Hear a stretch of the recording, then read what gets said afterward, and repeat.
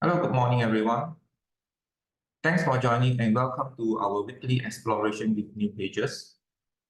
The other day, when I shared about our new pages report and I talked about how to analyze your data using our new pages merchant system report under the report column there. Well, I do receive feedback from clients showing their concern, especially when it comes to getting some inquiries. I'm not sure whether you all having the same concern. If you do, well, in most cases, based on our analysis, right, you have to take a look at your content. Now, in this case, we talk about your product description, whether your content matches your client search intent. Well, that's why the reason why today I'm going to talk about this topic. Now, based on Google analysis, right, 99% of the time, when we search for something in search engine, right, it falls into these four categories. So what are the four categories? We will discuss about this today. Yeah. So before we go into that, let me share with you all what is actually search intent. Now, in a nutshell, well, it's just like how we search for something that we want to look for in any search engine. It can be Google, it can be Yahoo, or it can be Bing, right? So it represents what the user is trying to achieve with their search. Okay, like example, I'm searching for an answer to a question like, should I buy an iPhone? Is iPhone good for me? Something like that. Or I'm looking for a specific website. I'm going for like apple.com, then to search for iPhones, yeah. Then buying the products, then or exploring the topic, all right? So these are what we call about search intent, okay? In other words, like your intention. Okay, so why is search intent important in SEO? Now, the goal of search engine is to provide relevant result for user. Okay, by understanding search intent, it can help you to use the correct keywords, okay, to align with your audience needs.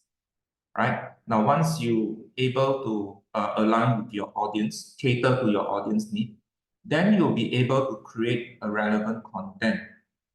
And once you have a relevant content, then when there's a number of clicks onto your website, then you are able to rank higher in search result. Now, I give you an analogy. Okay, just for example, today I'm going to give you eggs, flour, butter, and sugar. What does it mean? It doesn't mean anything one. Because this content, I mean this ingredient, it doesn't mean anything until you tell me that, oh, I want to make a bread. Okay, I want to bake a bread. Or I want to make a pizza dough. Or maybe I want to make a roti canai or noodles or pastas. Then it has something. Now, people don't search for this ingredient, but they search for the end products. What this product can benefit them. What they want with this product or these services. So it comes to these three criteria. When you are able to understand what your audience or your client needs, then you are what they are searching for, then you are able to use targeted keywords. Okay, and then by using this, you know these are the things that they are searching for, then you can create a relevant content, and so that they'll be able to click on the content that you have created, so that when Google able to generate or accumulate the number of clicks, you're actually telling the search engine that, hey, my website, there's a lot of people actually searching for this product or these services. Then the next time they will be able to slowly push your website or your links to the top of the search engine result page. Now that is what it means. All right. Now, here I want to share with you all that is why when it comes to content, right, you can write in like 1,000 words, but if your but if it doesn't contain the information that a person is searching for, then it is not the best page really, right? So there's no point when you write a long sentences or paragraph, then but if it doesn't contain those information that the person is searching for, then this is what it means that it's not the best page. All right. So before you even construct your sentences or your description, first of all, you have to know how your customers search for a particular products or in this case, your products or your services. And this is where I want to share with you all. There are 4 types of search intent, all right? Now, the first one is what we call navigational intent, which in other words, like a user, they search for a specific page. That means, like example, I'm looking for new pages business portal, which then the Google search engine, they will list down newpages.com.my. Or maybe I'm looking for a Gmail login. Then I'll just search Gmail login. Or maybe I'm looking for like IKEA refund policy. So if you look at this like navigational intent, usually I already know your user, they already know about this specific brand. Okay. And they will search for something together with the brand or the company name. So that is navigational intent. Now, the next one is informational intent. Like your user, they want to learn something. Like what is SEO? What is the weather today? Or maybe the weather for tomorrow or day after tomorrow. Should I carry an umbrella, something like that? So these are informations that I need. Or how to clean an aircon, right? So if your website does have this kind of information that you can supply to your customers' need, then chances are they will go to your website. And then the next one is commercial intent.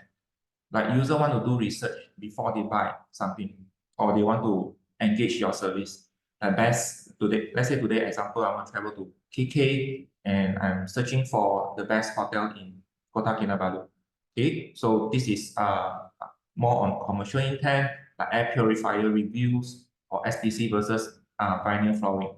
So usually they want to do research first before they want to make a decision on which product A or product B or service A or service B is best suitable for my needs.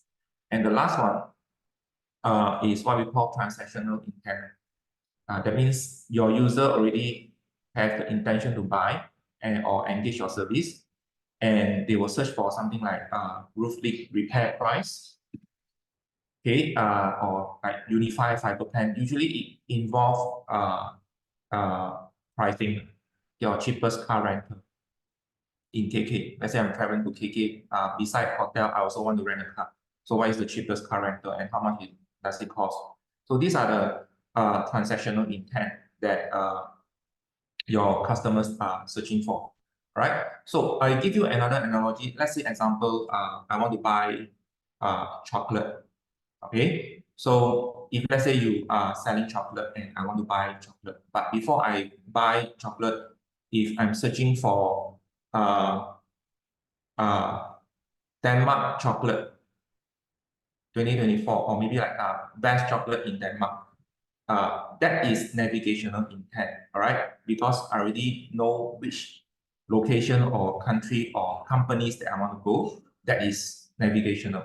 But if let's say I'm searching for informational, that will be the way I construct my question will be best chocolate in 2024. That is informational intent.